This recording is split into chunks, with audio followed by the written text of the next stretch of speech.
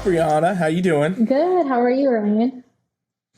I'm doing good. We are back, everybody, on Bikini and Wellness Zone, and we got some cool topics for you today that Brianna really put a lot of effort and time into here. It's very relevant for a lot of competitors. What are we talking about today? Today we're going to be talking about how to have a successful improvement season, which is very relevant since I think a lot of people are heading into improvement seasons right now.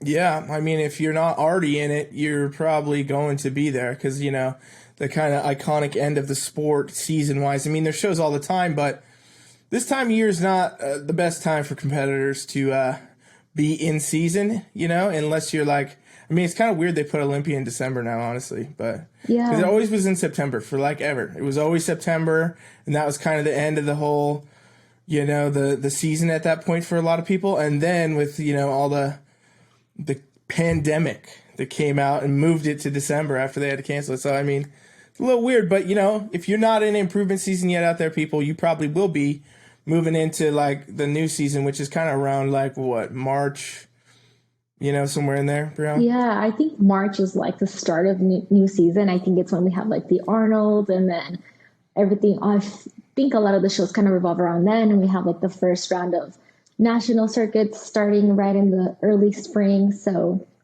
I think that starting improvement season now for a lot of people is super important so that they can keep it tight and well planned for the coming season.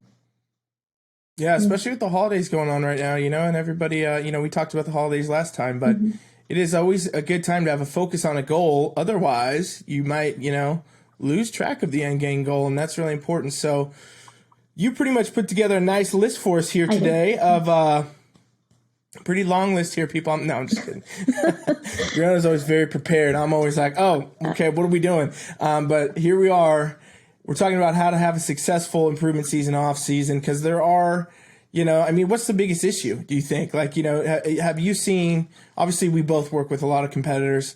Have you ever seen when competitors get off stage, they kind of just, they don't have that focus, they don't have that drive, and, they fall off? I've seen that a few times, and I definitely know it happens a lot with other coaches and teams because a lot of other competitors don't even train with coaches in the improvement season, off season. So maybe we could just start there. Like, what's your experience with seeing people in the off season? What makes the difference?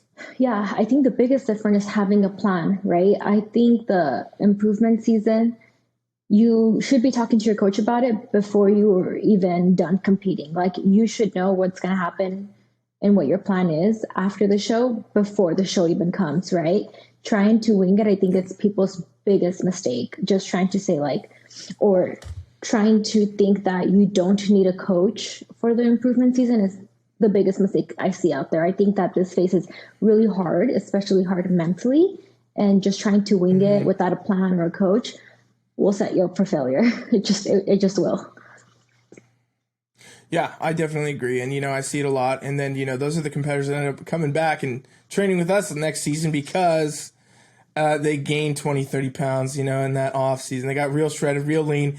We're probably doing some crazy extreme stuff to do it. And then show's over. Hey, you know what? I'm going to take a break now. The kind of exact opposite side of the coin, for the most part, especially happens to a lot of beginners because, you might not know how serious you are about the sport when you just start out. Might take you a few shows to even consider, you might want to get a pro card. I don't think most people start, with the idea in mind that, hey, I want to compete and I want to get a pro card before they ever even have done a show. Some people can think that, but you really don't know until you step on stage and you get on stage a few times. So, okay, so what's the first thing that people need to consider if they're trying to set up a good, improvement season, off season? What do they need to be considering? So I think the first thing is trying to figure out what is your goal for this improvement season, right? And I guess your goal has to be off of like your feedback too, right? So like, is your goal to just maintain during the improvement season? Can you stay lean? Do you have to build a little bit of muscle? Do you have to bring in better conditioning?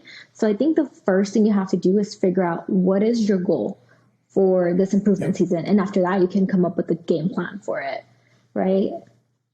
So yeah, the goal you're approaching, but also, I was going to mention too, just before we go too far down that hole, like if you haven't ever. You need to start probably in your improvement season, right?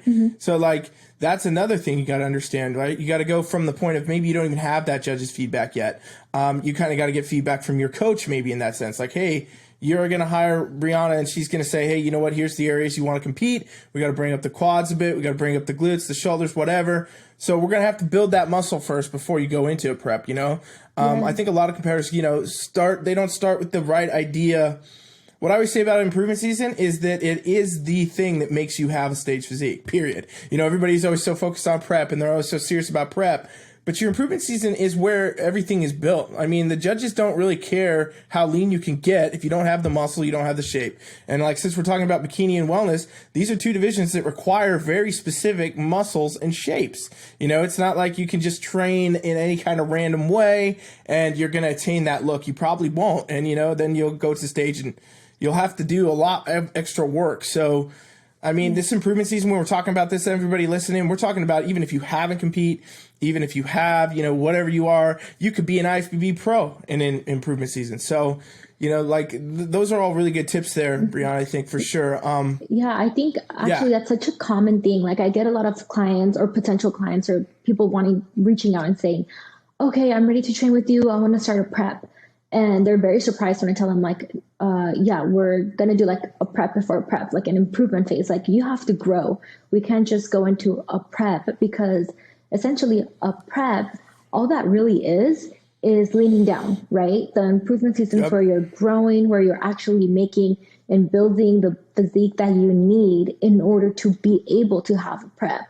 So it's, I think, such a misconception that you can just go ahead and start a prep. That is just the leaning down process. And that doesn't happen until you have the good foundation.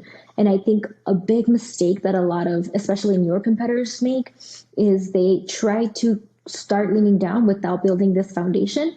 And that kind of sets them up for a place where they're not going to be very competitive, or now you're so lean, you probably ruined, or not ruined, but you could have spent this time building instead of leaning down. And now you almost have to like redo that. Does that make sense? Yeah, 100%. Because the thing, too, to add to that is anytime you're dieting down, you're losing muscle, people. This happens. Even if you got the greatest coach in the game, okay?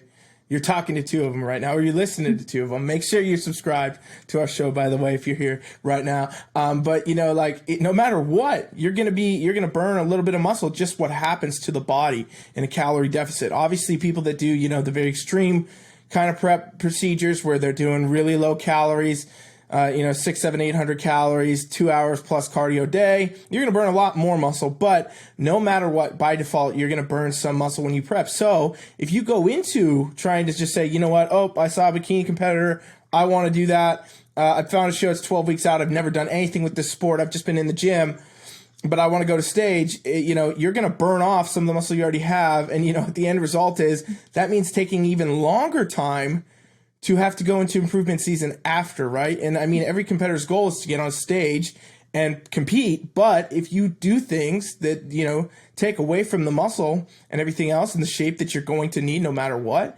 it's kind of going to be, you know, spending more time in the off season than competing. Absolutely. And I think that's the biggest point of the improvement season. It's to set up the foundation for an easy, good prep, right? So doing all the things, building muscle, which means eating enough, getting calories high, training hard, making sure everything's in line, whether it's hormones, metabolism, digestion, all of the things, like taking care of all of that so that prep is easy for you and your body responds during a prep. You don't want to go into a prep dieting down already or doing a whole ton of cardio or not having any muscle and trying to build while you're cutting. That just would be a disaster. Yeah. So when you're setting your goals with your athletes, right? You train bikini, you train wellness, many of them. So you're setting their improvement season based off of pretty much whatever goal they have at that time, right? Yeah. So that's the first thing we'll do. So whether it's us assessing feedback that they got from judges, or if they're first time competitors, kind of taking a look at all their pictures and videos and where they're at, we'll decide on a goal, right? So regardless of the goal, the point of improvement season is really to come back better, right? So A couple of goals we said is either it's going to be a muscle building phase, it's going to be a conditioning time, or maybe I have competitors that are ready to get back on stage pretty quick. So we do more of just conditioning until the next show. So first things first, we set a goal and what we have to accomplish during this phase. Yeah, absolutely. That's the first key. And again, why it's not a great idea to not have a coach, because a lot of competitors, I mean, everybody, even if you've been doing this for a long time, it's very easy to get in your own head and think the wrong kinds of things and think that, oh, this and that. And also, let me just say this, everyone listening, if you are new to this sport or you've been here a while, I mean, either way, the judge's feedback is confusing as shit a lot of times. They will say it in ways, this is why I always tell people, and, you know, Sandy Williamson will say this, you know, Tarek will say this, everybody will say this. They are the judges, they're not the trainers, right? So they look at what they see on stage and they say, okay, a little bit more of this muscle, a little bit more conditioning, a little bit of that. You know, they'll give you the feedback, but it doesn't correlate to how you're going to need to train per se. You know, so a lot of competitors hear conditioning. Oh, that means I got to be leaner. No, it means you need to appear leaner. It could mean that you actually need to add more muscle, right? And you could actually maintain that body fat percentage, but add more muscle and you're going to look leaner. It's all about, you know, kind of reverse engineering what the judges are seeing versus what you actually have to be doing. So, you know, a lot of competitors, especially bikini and wellness, always so worried about being lean. I mean, that's the number one thing everyone's always worried about. You know, but like you think about some of the leanest divisions in this sport, they're the more muscular divisions, okay? Like, you know, for example, figure, women's physique, you know, all that. Any of the men's divisions, men's physique, men's bodybuilding, these divisions have a lot more muscle, and obviously they get leaner body fat percentage-wise, but a lot of the time the reason they appear so much leaner is just due to the fact they're carrying more muscle. So a lot of times when I hear conditioning, you know, from a competitor, oh, you know, they said conditioning. Okay, that actually means to me sometimes I'm looking at the fact that you probably don't have enough shoulders. You probably don't have enough glute. You know, probably don't have, you know, the right quads. We might need to actually just build, and that's the conditioning we get. Yeah, absolutely. Along those lines, I also hear a lot of competitors say their feedback was to come in fuller. And they'll take that and assume that it means that they need to eat more and just like carb up more or just gain more, where really maybe they just needed to actually lean down a little bit to look fuller. It just depends on so many different things. But sometimes the judge's feedback can be interpreted different ways. And I think that's where it's important to have a coach that can look at your pictures, look at how you're training and eating, and be able to really determine, no, they didn't mean fuller as in like go eat more. They just meant to like add in a little bit more muscle. Does that make sense a little bit too? Totally, 100%. It's so, you know, it's confusing out there, people. That's why you want an expert in your corner. I mean, that's why it's crazy to try to do this yourself. The sport at this point, I mean, there was a time bikini, we flash back to like 2010 bikini. You could have done it. You know, a lot of people could have done this themselves, you know, self-coaching, whatever. You know, the criteria was not that advanced compared to what it is today. I've done posts on this. I've talked about this. You flash bikini competitors from any years prior to now, it won't look anything like what we're dealing with today. I mean, it's the most competitive the sport has ever been. It's the most advanced looked.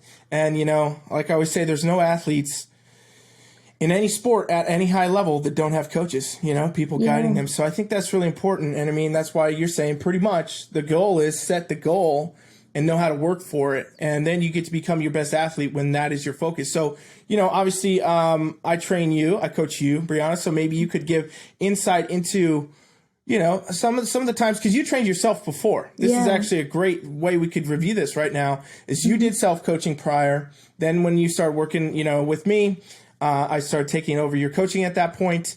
And you have done phases of prep and improvement season on both sides. So give us a little insight into both. What is it like doing the self-coach versus having a coach? I think my biggest mistake was not getting a coach sooner, but this is a great example. So I self-coached for years before you, and that was working, right? But up until a certain level and extent, like once I reached a level where I knew it was almost like I wasn't seeing myself objectively anymore, for one. So I had the typical bikini competitor mindset of like, leaner is better. So my eyes, I kept thinking, you know, like, well, I need to keep getting better. So I'm going to keep getting a little bit leaner and that kind of thing. So I wasn't really able to objectively see myself or deliver the feedback that the judges were giving me. I wasn't able to interpret it by myself for my own body. It's really hard being a coach and being your own coach. So once I turned to you, you were able to have like an objective eye and really tell me what I needed to do in order to progress, which is, it's been game changer for me, right? Everything became more dialed in. I was able to take it to the next level. My physique has never looked better.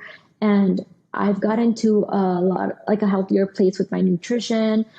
Calories are higher, cardio is lower, things that I probably wouldn't have been able to reach by myself. Actually, I know I wouldn't have been able to do by myself. Yeah, and like with that, we've had to, make decisions in prep even during the time I've called you, because you always want to compete, right? Every competitor always wants to compete. Goal is to always get back to stage as soon as possible, stay on stage, do as many shows as you can. That's what everybody loves about the sport, right? It's those moments on stage. And the funny thing about this sport is there's such a large amount of time off the stage to actually get that type of a physique. It's not like any other sports where, there's a season and everybody's playing multiple games, they're doing all this stuff and whatever, and all of their, their training goes into multiple long hours and hours of doing their sport. In this sport, unless you're an IFBB pro, like you could be standing on stage in a bikini competition doing your posing routine for 10, 12 seconds. And then, you get on stage with your class and you're up there 1-2 minutes. And then you get your thing and you're out. And the whole day, that one day led up to a few minutes on a stage that you trained months for, a lot of the time to even get there. I mean, standard, just a prep period is going to be 12 weeks-ish. So, I mean, improvement season prep, all that comes in. There's been times, though, I was going to say that, we had to say, okay, we actually need to build muscle. We actually needed to, go into, hey, it's not time to keep trying to get on stage. Let's actually take some time to build some muscle. So maybe you can give some insight into how do you know when you need to take a break and you need to grow versus keep trying to compete? Yeah, so a lot of things, right? The first thing that I would say is your feedback from your coach, from your potential coach, from the stage, right? For me personally, I was too small. I just needed to build muscle. That was the number one thing. So going off of your physique, right? So I needed to build. That means I needed to train, and I needed to train and eat enough for a while, not just a couple of weeks or a couple of months. Like I needed to put in time. Like it's been over a year now, right? It just takes time. So that is one thing. Two, I think that even if your feedback if your feedback was, let's just say, an ideal, like you're looking good, you can keep competing, you just need to add a little bit here and there, great. But what if you're already so run down because you've done so many shows and your food is super low and it has been low for a long time and your cardio is really high and your digestion is taking a hit and your hormones are a mess? So just because you look good does not always mean you need to keep competing. Sometimes you need to be able to take a step back. And this is where a coach is really important, because a good coach is going to tell you, we need to take a break to take care of what's going on inside so your body can keep responding and you can have longevity in the sport, right? So those are all things that we look at for, like myself as an athlete, but also for all of our clients. We want to be able to keep competing, and to keep doing that, we have to make sure all these other variables are also looking good. Something else that's really important too, I notice when I have a client that starts to, prep is hard, right? But if I have a client that's complaining a lot, kind of feeling like dreading their workouts, dreading the meal plan, dreading all of it, I know that's the time where we need to step back a little bit and reassess. Like, do we need a mental break? Do we need a little bit of time off to like miss it a little bit and then come back more energized with a better mindset? Because I think we oftentimes forget to take care of the mind. And I think an improvement season is a time where that's something we can really focus on so that we can come back motivated again and have like that fire again for the sport. Yeah, absolutely. And the thing is too, it's a lot of it also has to do with when you're a competitor, you're so focused on that goal of competing on the stage that you can easily lose sight of a lot of other things, right? I mean, like we're kind of going free will off this list here of things to talk about. We're just chatting, but whatever. But the point is like, things going on. There's other facets of your life, no matter what, people. Okay. Mm-hmm. You got friends, you got family, you got significant others, you have a career, you have all these things. Bodybuilding for the most part, competing will be a hobby for 99% of people. Okay, like that's the truth. Competing there's not many people that compete and they pay their bills and, live their whole life just competing. It is possible to get there, but it's not out of the whole population of people in the world. It's like, it's going to be less than 1%. Okay. So, you have to count on the fact that it's a hobby and you have to balance that with, doing your best there, but also in every other area of your life, because it's easy to start neglecting that. Maybe you start noticing that happens, right? I've had people that I've been training before for shows and we're all gung-ho, and it might be a big show. It might be nationals, and it might be like, hey, this person has the potential to go get a pro card, which is awesome, right? And you want to do it. But they'll notice they're slacking off at work. All of a sudden their boss is like, hey, you know what? You're showing up late. You kind of seem like you're a little bit of a zombie. Your boss don't give a shit about your prep brain, people. Okay. And like, neither does your mom, your dad, your boyfriend, your husband. Nobody cares about your prep brain. You got to make sure that you're giving everybody every level. Otherwise, what ends up happening is you get so focused on bodybuilding in the sport that, you go hit that stage, you compete, and no matter what happens, you might win your class, you might get a pro card, and then you get off that stage and you got to look at the rest of your life and realize, okay, whoops, there's a number of things that, maybe I didn't have my full effort for, that now I got to kind of refocus.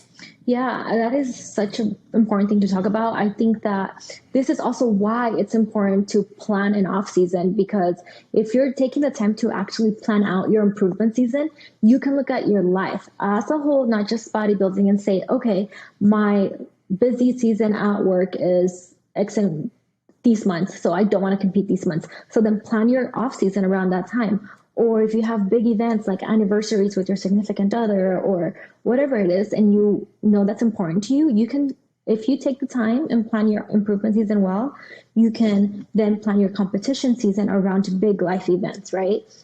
And we know timing's never going to be like ideal or perfect, but it could be better. Or you can simply say, I need to have this amount of time to focus on work and family and take care of that, and then I'll have their support and be in a good place to start a prep. So I think this is why planning an improvement season 2 is so important, because you can take care of all of these things. Not to mention that you want to be mindful of like how expensive the sport is. So like an improvement season, you can be working and budgeting and planning all of that out so that when prep comes, when it's time to compete, all you really have to focus on and worry about is your prep. Yeah, really good point. I mean, I didn't even think about the finances of it, but that is true, right? Like everybody always is worried about paying for coaching and stuff like that. You hear that all the time, and why people don't in the off-season improvement season. Like, oh, if I'm not on prep, I don't need a coach. The coach is the most valuable thing you can spend your money on in this sport, period, because it will dictate how long you can train, how you actually do it shows. And if you ever, hopefully you can avoid a lot of hurdles and a lot of mistakes and a lot of things that can happen. Cause we're hitting you guys with a lot of different, a lot of different tips here at once, but like the coaching thing is so big and so important.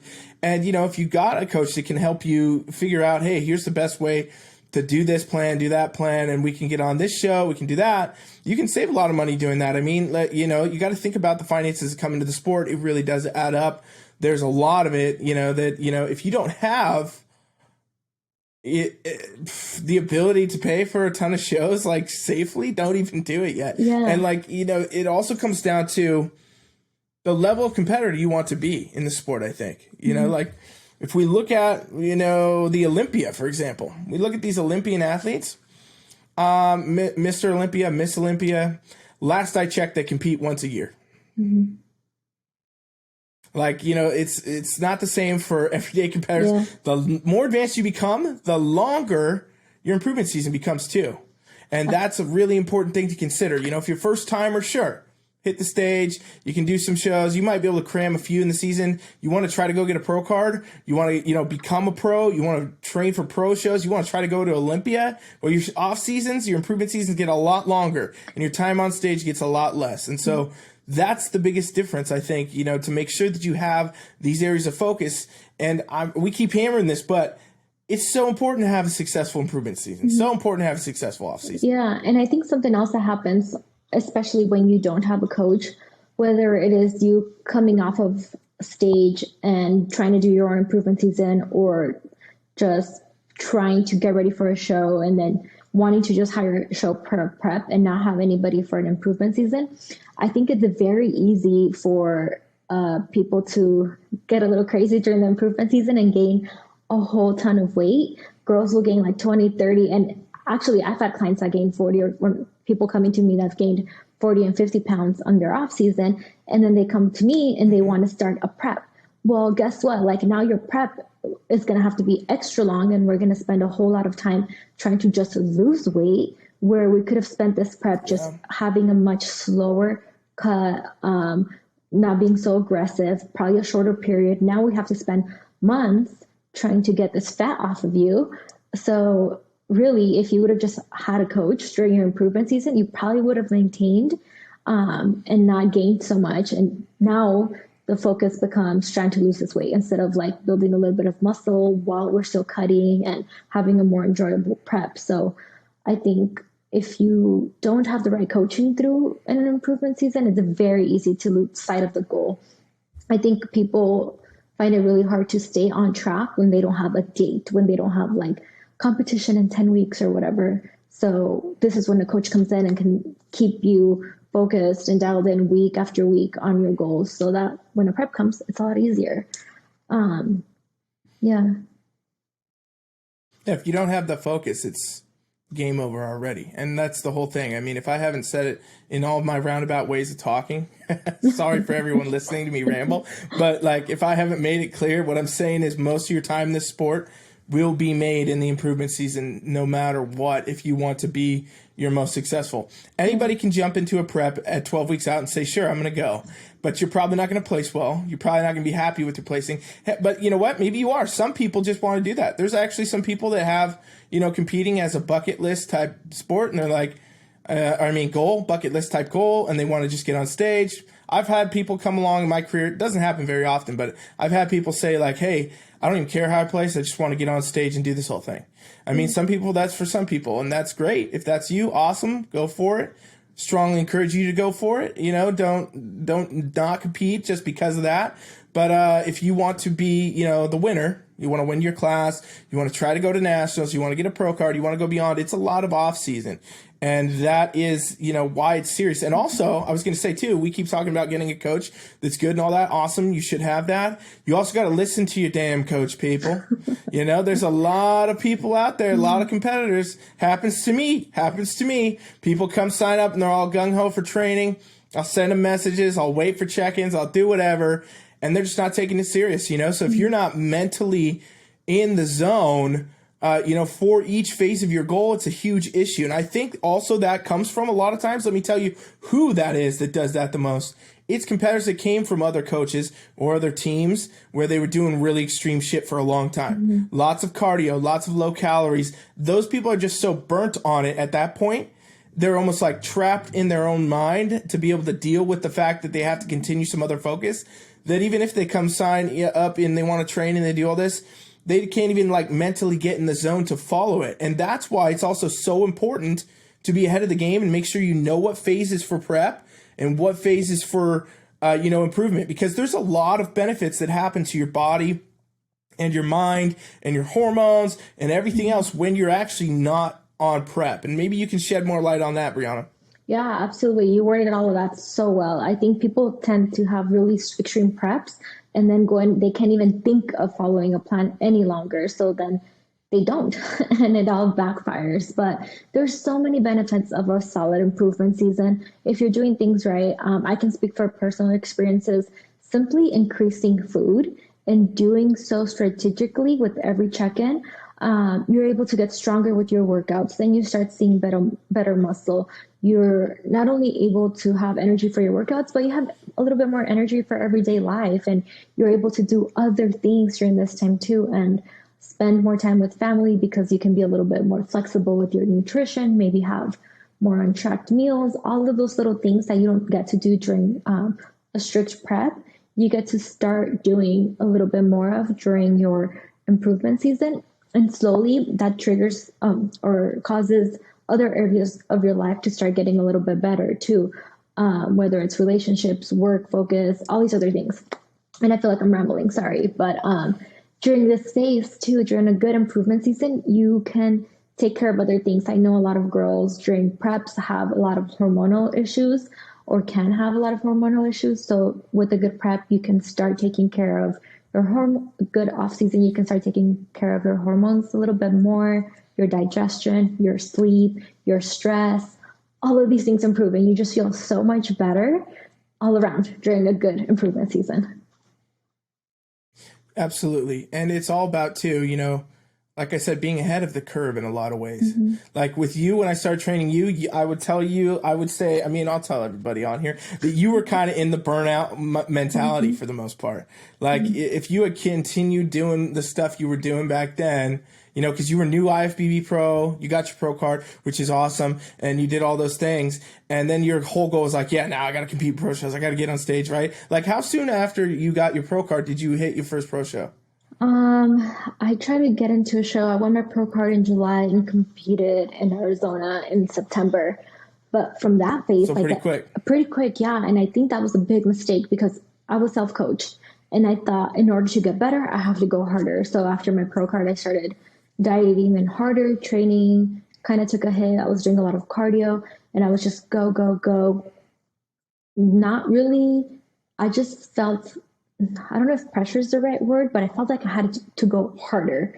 So mm-hmm. I competed in Arizona, and I was exhausted at that point. I think I had been in prep from like March all the way through the summer. It was September at this point. I still wanted to keep going, yep. Kept myself in a prep. I didn't even realize like how much of a hit my body was taking. Like, I didn't even look good anymore, and I still wanted to compete, but I almost didn't quite realize that because I just wanted to keep competing. I thought I'm a new pro. There's a show every weekend. I want to keep getting better. But what I really needed was a good coach to come in and tell me, like, we need to stop. We need to grow. You need to focus on these areas. You need to improve. You need to not be so burnt out all around, mentally, physically, all of it. We need to like do a little bit of a reset, right? So that's when you came in, and we changed the way I was training. We changed the way I was eating. I wasn't even following macros. So we started doing that. It was just a much needed break. I was burnt out. I don't even know if I was really enjoying it anymore. I almost had to not completely start from scratch, but it felt like it in a lot of ways because I had to change the way I was training. I had to back off cardio. I had to recover my body and my mind. And it took some time, it took months. And now I've been in an improvement season for a little over a year. And I think finally the last few months, I really feel like I've made a lot of progress. Like it just takes time. And I think that's one of the most important things for people to remember is that nothing's going to happen overnight, especially not a solid improvement season. It takes more than just a couple of weeks, more than just a couple of months. Sometimes you really need to stick to it day in and day out for a long time if you want to make the changes, especially as a natural athlete. Really, like it's going to take a little extra time, and you really want to be maximizing your time to the fullest. And that requires a good coach. You're not going to be able to do it by yourself. You're really not. Yeah, 100% true. And the thing is, with that, this sport and the reason to have improvement seasons, off season, people, it is very easy to, like, luckily you didn't encounter any of this stuff. But like I said, you were in the burnout mode. Like, you would have definitely, in my opinion, honestly, professionally, I would say that if you continued that path, you probably wouldn't be competing at all or have any idea to want to do this anymore because you would have just got so burnt out, and you probably would have started to get a lot of that, the outside life effects where your career or relationships or whatever were starting to go, and you would have had to make a different choice eventually. I mean, the thing that people don't get is the body always will win. Okay. We do everything we can as coaches, and we do everything we can, as athletes to train to get a specific ideal, but the body will always win. And that is really what happens. I mean, it chooses pretty much for the most fact, like, hey, if you're not doing the right shit for me, I'm going to make you do it one way or another. Right. And this is how people, like I used to train a lot of people. It's not necessarily related, but that had like a lot of injuries and issues, like, and they needed, rehabilitation. Right? Somebody's back is bad. You hear this all the time. Or shoulder's bad. Okay, well, if that fucking person took a week off the gym and stopped trying to do deadlift PRs every week because they're stubborn and they don't want, to lose their muscle or whatever, a lot of times those people recover. And maybe it takes a little longer, but, our sport is not performance based. It's based on aesthetics. So it's not about it's not like I'm saying, hey, you got to sprint every day, Brianna, 10,000 meters because we got to run 100 meters faster, so that's our goal. And if you got injured, obviously you would think, okay, well, no, I can't sprint today. In this sport, you can continue to get so far down the path in your mindset of like, more is better, more is better, more is better. That, people develop eating disorders in the sport. People develop, mental stuff in the sport. People develop all kinds of things where if you don't take the time to allow your body and your mind to recover and relax and get that benefit, it's going to be hugely detrimental to every area, and you probably won't want to compete. And I've actually seen competitors message me that have done one prep, and maybe they see my stuff on YouTube or whatever, and they'll send me a DM, and they'll be like, yeah, I did one prep. I'll never do it again. Yep. It was the worst experience of my life. It was miserable. I was on low calories, low carb. And that's so sad to hear, because it's like, wow, all it could have, all it would have taken is better approach to programming, coaching, and also understanding like there is things outside the stage, everybody. So yeah. And that's another good point you made with the whole injuries and the body just taking such a big hit. Usually right after a show, going into an improvement season, I pretty much make my clients take time off the gym. Usually they're like, I don't need it. I don't need it. I don't need it. Like I'm getting more food, or I want to train hard. And I usually really encourage them to just take the full next week off the gym. I know it sounds like crazy to a lot of people to like hear that, but your body needs to recover. And I usually, or not usually, but oftentimes I have competitors having like aches and pains, whether it's like their back or a finger or whatever it is. And like, these are all little signs that your body has been working really hard. You just need to take a little bit of a break, maybe even just a deload. Don't go in and train so hard. Give your body a break. And that is so hard for us competitors to try to do, is to back off the gym, because we love it, right? We started competing because we love training. And when we ask competitors to take a break from the gym, it sounds crazy, but I swear to you, every single time, myself included, you come back feeling so much better. Like, you're going to have better training sessions. All those aches and pains are probably going to go away. Injuries are going to recover if you just take a little bit of time. So another great reason to take a good improvement season, and to know when to take it, like let your body recover from it. Same thing with dieting. Like, a lot of us don't want to take a diet break. We're afraid that if we increase macros or stop dieting so hard for a little bit, we're going to have all these crazy bad side effects. That's not true. If it's a well-controlled diet break, or proper refeeds, or proper on-track meals, your body's actually going to appreciate it. Like, if you've been training hard and you just did a prep, your body probably really needs this extra food, and needs the food to recover, for energy, for hormones, for all the things. And again, how you said, like, it's so easy to get in our own heads and not be willing to do that. It takes a coach to tell you, like, no, we're going to take a little bit of diet break. And usually, almost always, what do we see after a controlled diet break? We see like good response from the body. Like, your competitors are feeling stronger, they're feeling recovered, rested. And really, oftentimes the scale doesn't even move, or moves very little, because body needed it. So yeah, it's really easy to just get stuck in this mindset of like, go, go, go, or develop eating disorders, or unhealthy mindsets, or have physical injuries, all of the things, right? Yeah, bodybuilding is a perfect sport to consider. That, it's so much about aesthetics. Bikini, wellness, all of these. It's so much about aesthetics. That's what you get judged on. But it's also, I would say, way more about the mindset. And if your mindset gets into the spot where you can't like notice anymore. And for some of you first timers out there, if you've never competed and you're like, whoa, these guys are going crazy right now, this sounds a little scary. This is not the norm, but this can happen a lot. Okay. Like, people can get a lot of issues from doing the sport. And if you've spent any time researching it, which I strongly suggest all of you do, anyone listening, keep researching the sport, keep like learning more and more about the sport. You will find a lot of people that have had a lot of like kind of what I call the horror story experiences. And it comes a lot down to how they have gone about their coaching and their prep and, if they did the improvement seasons or not. And, this is funny from experience from my perspective, coaching competitors. It's like you were saying, people never want to take a break.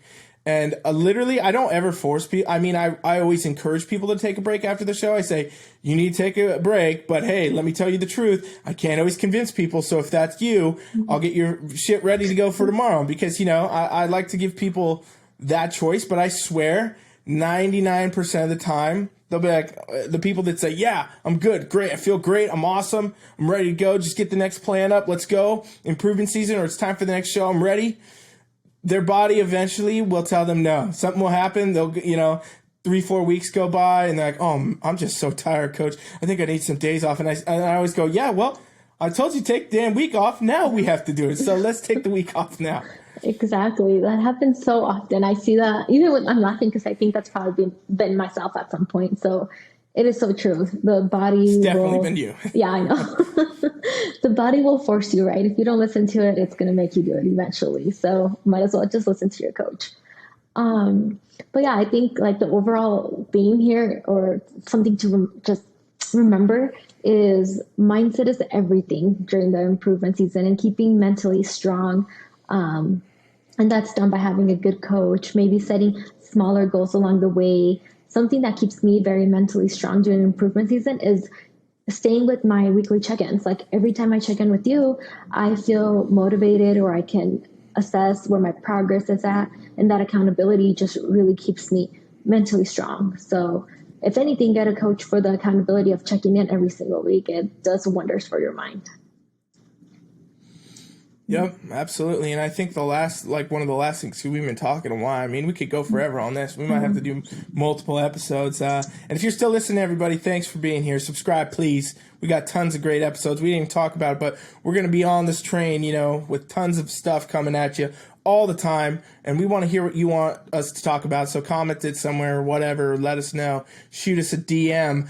But the last thing I think is really important, if we look at the overview here, we're talking about pretty much the most important way to have a successful improvement season is to consider all the variables we had in this episode, but also I think it really takes, like, if you want to dumb it all down, have realistic expectations for yourself and what can be accomplished and what can be done, right? Mm-hmm.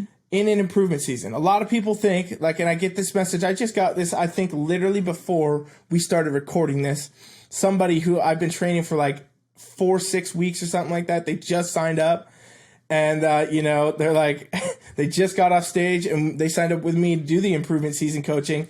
And we're like 6 weeks in and they're like, okay, so I found a show. It's in January 6th. Today, by the way, everybody listening, it's November 29th. Okay. So that is, I don't know when you're hearing this, but that is the day it is. So basically somebody in 5 weeks is saying, okay, I'm ready to go. Let's do the show.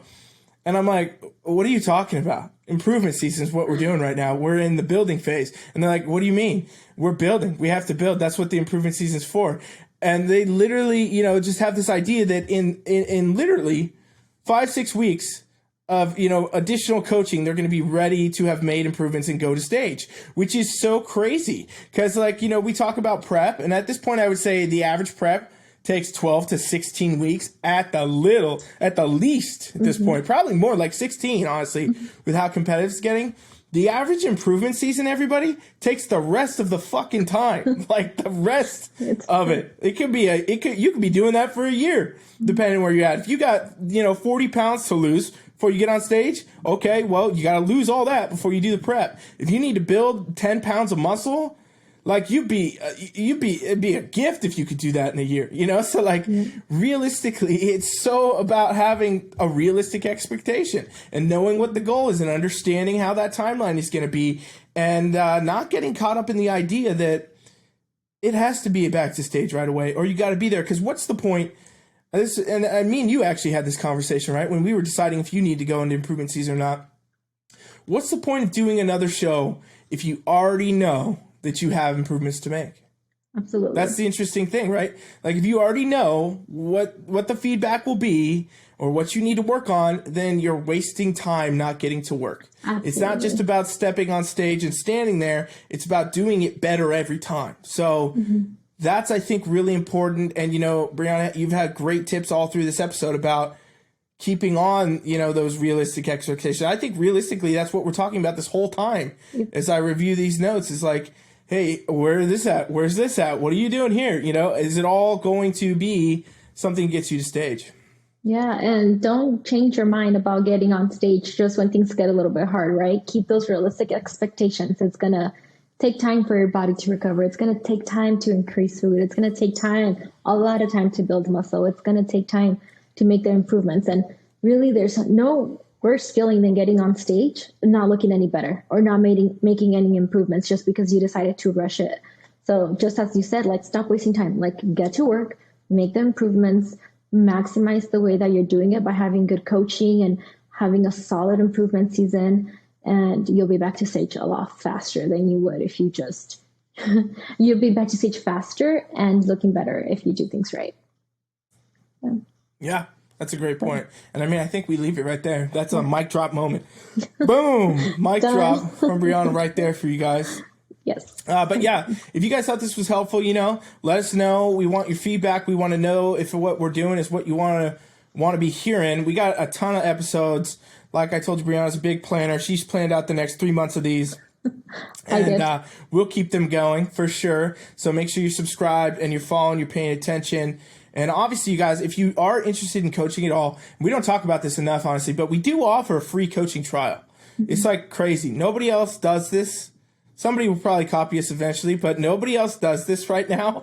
Like, you can come train. You could train with Brianna free for a week. You train with me free for a week. Any of our other Team Flex coaches free. If you want to see, you know, what it's like to actually set up a program that's sustainable, a good improvement season, something, you know, get us to look at where your physique's at. So we can give you some feedback, give you some tips, pointers, things that everyone else wants to charge you for. We're doing it for free. So if you're interested in that at all, it's on our website. And, you know, Brianna's doing trials all the time. People love it. And I will say this, you know, it's not a sales pitch. Like, you know, the majority of people that do the trials, they don't train with us after. They just want to come in and get some free feedback and some advice. You know, they want to learn some stuff. And, you know, that's why we do it. It's a give back. It's a value add. We sell programs all day. We don't need a trial to do it. So if you're interested in learning more stuff and, you know, getting a better idea about what could be better for you, check out our website, teamfflex.com. Yes. And thank you guys for listening. Anything else? No, that's it. Thank you for listening. And yeah, give us feedback. Thanks. Thank you. We'll see you later.